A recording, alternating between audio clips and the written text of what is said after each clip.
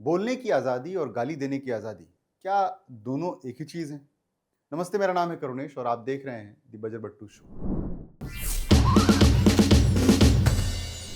आज बात किसी पार्टी की नहीं है, आज बात किसी नेता की भी नहीं है। आज बात उस भाषा की है जो धीरे-धीरे हमारी राजनीति को खा रही है। दिल्ली पुलिस ने सोशल मीडिया प्लेटफ़ॉर्म से कुछ आपत्तिजनक पोस्ट हटाने को कहा है। वजह ये बताई गई है कि इन पोस्ट में प्रधानमंत्री के खिलाफ अभद्र और अपमानजनक भाषा का इस्तेमाल किया गया था। अब इस खबर पर दो तरह की प्रतिक्रिया आएंगी। एक पक्ष कहेगा कि अभिव्यक्ति की आज़ादी है, दूसरा पक्ष कहेगा कार्रवाई होनी चाहिए।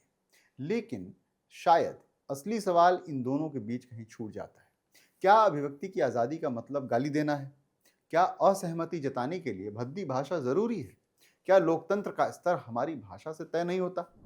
देखिए, आप प्रधानमंत्री नरेंद्र मोदी से सहमत नहीं हैं, बिल्कुल मत रहिए।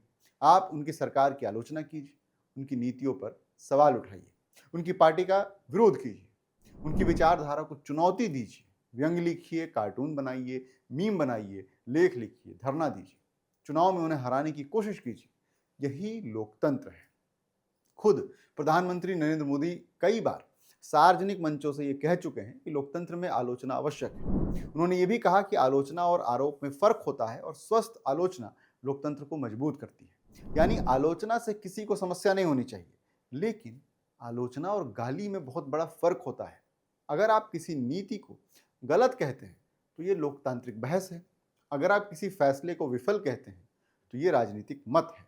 लेकिन अगर आप सिर्फ अपशब्दों पर उतर जाते हैं तो फिर तो बहस ही खत्म हो जाती है, फिर सिर्फ शोर बजता है। और याद रखिए, प्रधानमंत्री केवल एक व्यक्ति नहीं है, ये एक संवैधानिक पद भी है।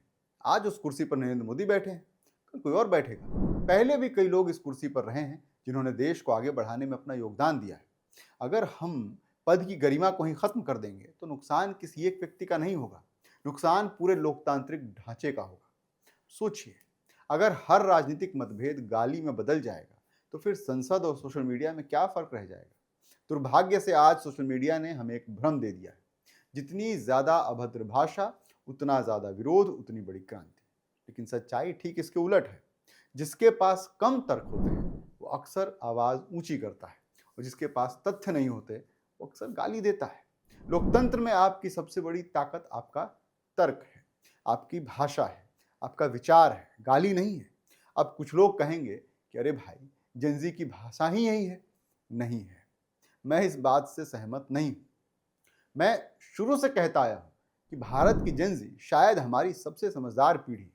यही पीढ़ी सरकार से सवाल भी पूछती है, डेटा भी खोजती है, फैक्ट चेक भी करती है, और जरूरत पड़े तो अपनी ही पसंदीदा पार्टी की आलोचना भी कर देती है। जेनजी को गाली से मत पहचानिए। कुछ सोशल मीडिया अकाउंट्स की भाषा पूरी पीढ़ी की भाषा नहीं होती। कुछ ट्रोल पूरी पीढ़ी का प्रतिनिधित्व नहीं करते। आज का युवा पहले से ज्यादा पढ़ता है, दुनिया को समझता है, टेक्नोलॉजी जानता है, वैश्विक राजनीति समझता है। उसे अपनी बात कहने के लिए गालियों की जरूरत नहीं है। और अगर किसी को सच में लगता है कि गाली देना ही आधुनिक होना है तो फिर ये आधुनिक नहीं है, सिर्फ असभ्य है। देखिए, बात केवल प्रधानमंत्री तक सीमित नहीं है। यही नियम मुख्यमंत्रियों पर भी लागू होता है, हर मंत्री पर लागू होता है, हर विपक्षी नेता पर लागू होता है, हर पत्रकार पर लागू होना चाहिए, हर नागरिक पर लागू होना चाहिए। क्योंकि लोकतंत्र व्यक्ति के सम्मान से शुरू होता है, उस आखिरी व्यक्ति के सम्मान से। अगर आज आप अपने विरोधी को इंसान मानना छोड़ देंगे तो कल वो भी आपको इंसान मानना छोड़ देगा। फिर लोकतंत्र नहीं, सिर्फ दुश्मनी ही बचेगी। और सोशल मीडिया ने इस दुश्मनी को बहुत आसान बना दिया है। स्क्रीन के पीछे बैठकर 2 सेकंड में कुछ भी लिख देना है। लेकिन वही बात अगर सामने खड़े होकर बोलना पड़े तो शायद 10 बार सोचना पड़ेगा। इसलिए शायद हमें कानून से पहले अपनी भाषा पर नियंत्रण की जरूरत है। असहमति रखिए, खुलकर रखिए, सरकार से सवाल पूछिए, प्रधानमंत्री से भी पूछिए, विपक्ष से पूछिए, हर सत्ता से पूछिए।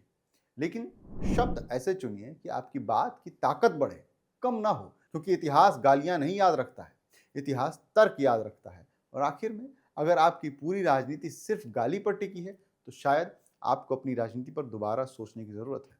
लोकतंत्र की सबसे बड़ी खूबसूरती ही यही है कि आप यहाँ सरकार बदल सकते हैं, लेकिन लोकतंत्र की सबसे बड़ी जिम्मेदारी ये है कि आप अपनी भाषा न बदलें।